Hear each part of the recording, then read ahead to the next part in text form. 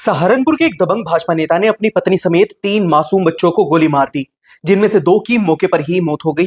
ये खबर इस वक्त सहारनपुर के तमाम व्हाट्सएप न्यूज ग्रुप्स में, सोशल मीडिया पर, यहां तक कि कई नेशनल न्यूज चैनल्स पर भी प्रसारित हो रही है। इस खबर के फैलने के साथ ही भाजपा नेता योगेश रोहिला के आस पड़ोस में रहने वाले लोगों में, गांव सांगाठेड़ा में, यहां तक कि सहारनपुर के कई वरिष्ठ क्राइम रिपोर्टर्स के बीच भी योगेश रोहिला के अतीत से जुड़े कई मामलों की चर्चाएं वापस से तेज हो गई हैं। वो चर्चाएं क्या हैं और ये पूरी घटना कैसे घटी, आगे की वीडियो में हम आपको विस्तार से बताते हैं। मिली जानकारी के अनुसार बताया जा रहा है कि ये पूरी घटना शनिवार को दोपहर 2 से 3 के बीच में घटित हुई थाना गंगो क्षेत्र के गांव सांगाठेड़ा में, जहां भाजपा नेता योगेश रोहिला ने अपनी पत्नी के चरित्र पर शक के चलते इस घटना को अंजाम दिया। उसने पहले अपनी पत्नी के सर पर गोली रखकर चला दी, बाद में अपने 3 मासूम बच्चों को भी गोली मार दी, जिसमें 2 बच्चों की मौके पर ही मौत हो गई, जिसमें उसके 2 बच्चों 10 साल की गुड़िया श्रद्धा और 4 साल के बेटे शिवांश की मौके पर ही मौत हो गई। फिलहाल योगेश की पत्नी और उसके बेटे देवांश का इलाज चल रहा है, लेकिन हालत गंभीर बनी हुई है।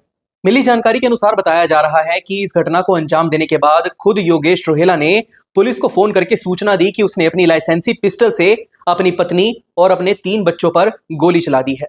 वहीं कुछ लोगों का यह भी कहना है कि गोली की आवाजें सुनकर आस पड़ोस के लोग योगेश के घर की तरफ दौड़े। अंदर जाके उन्होंने जो दृश्य देखा, उसे देखकर सबके होश उड़ गए। सामने उसकी पत्नी और 3 बच्चे खून से लथपथ जमीन पर गिरे हुए पड़े थे, जिसके बाद उन्होंने योगेश रोहिला को पकड़ लिया और पुलिस के पहुंचने पर पुलिस के हवाले कर दिया। वहीं अब तक मिली जानकारी और सूत्रों के अनुसार यही बताया जा रहा है कि योगेश रोहिला ने ये कदम अपनी पत्नी के अवैध संबंधों के शक के चलते उठाया है। इस खबर के फैलने के बाद से ही भाजपा नेता योगेश रोहिला के अतीत से जुड़े कई मामले वापस से चर्चा में आ गए हैं। बताया जा रहा है कि योगेश रोहिला गांव सांगाठेड़ा में काफी दबंग छवि के नेता थे, जिसके चलते उनके खिलाफ कोई बोलने की हिम्मत नहीं करता था। 2007 में उन्होंने अपने माँ बाप और अपनी 3 बहनों को जहर देकर उनकी हत्या कर दी थी, लेकिन उनके दबंग व्यक्तित्व और दबदबे के चलते उनके खिलाफ किसी ने गवाही नहीं दी, उनके खिलाफ कोई आरोप साबित नहीं हो पाया, जिसके चलते वो मामला सुसाइड केस में तब्दील हो गया।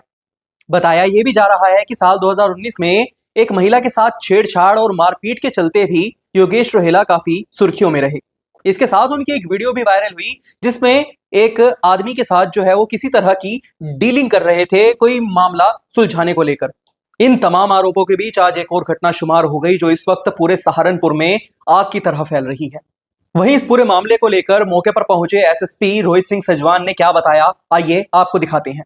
गंगो के अंतर्गत एक व्यक्ति योगेश रोहिला, इनके द्वारा फ़ोन करके स्वयं सूचना दी गई कि इनके द्वारा अपनी पत्नी और 3 बच्चे, जिसमें कि 2 लड़के और एक बच्ची थी, वो उसको गोली मार दी गई, चारों लोगों को, मतलब पत्नी और 3 बच्चों को। और इसके बाद इसके द्वारा बताया गया कि ये यहाँ पे अपने गांव में है, घर में है।